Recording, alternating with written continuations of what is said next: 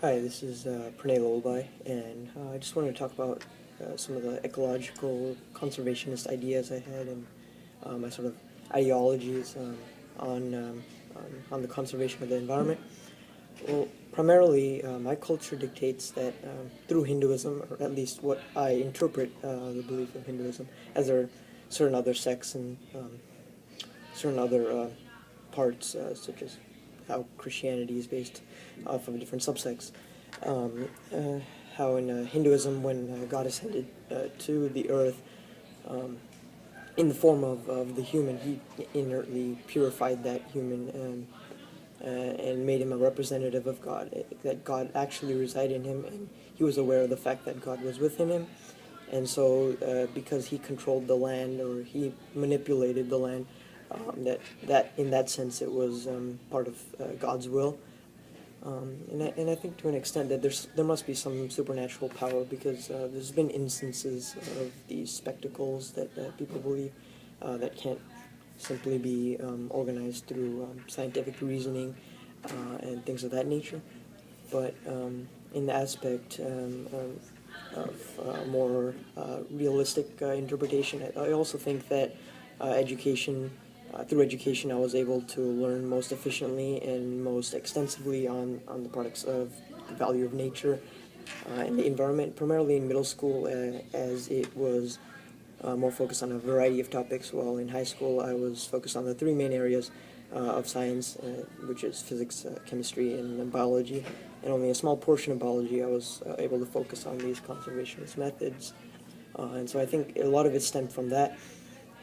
And I believe that in the humanist idea that the ability to recollect information and shouldn't be based off of people's interpretation of what others think, and rather your interpretation of what you think should preside over what others think of you.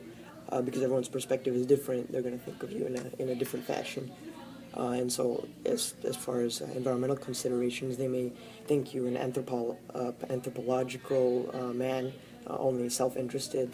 While I believe in that the environment has an all-encompassing idea, that it has the idea that anything that we do to nature, anything that we do to alter the system of the ecosystem, comes back as consequence, whether it be good or bad, of ourselves. And as a result, we are inertly, any action we do with society is not only benefiting or harming the society, but it is affecting us in a more mental way. And I think all of these considerations are much more mental and than physiological. They're more psychological. They deal with the mind, what your interpretation is, what your physical self thinks.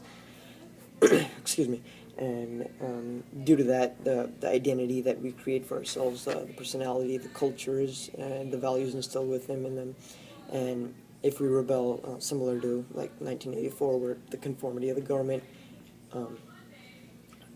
Winston did not attend to, and he went against the norm in order to pursue his own desires, because he believed that the government was too oppressive and was shadowing us from instead of a cloud of darkness for which we could not encompass or see the true realities or the harsh realities of the outside. And in this case, the ecosystem, what brutalities are being conducted, like oil fracking.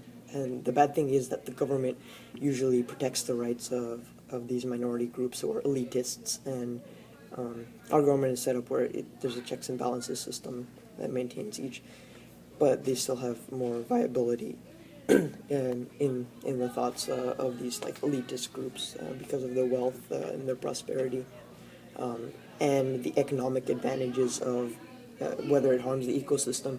The government really doesn't care. It's more for the economic benefit of all. That's what I think it's corrupting itself too. So inertly, like I said, God had corrupted, or the vision of man was corrupted as God's journey led to rebellion and sacrificial tendencies. And so all in all, I think it's within us, it's intrinsic, the factors that of environmental influence and believe that I could make a change, and it's very viable to make a change from intrinsic desire, and that external pressures only motivate or assimilate society, but that your personal beliefs are what drive the society to understanding.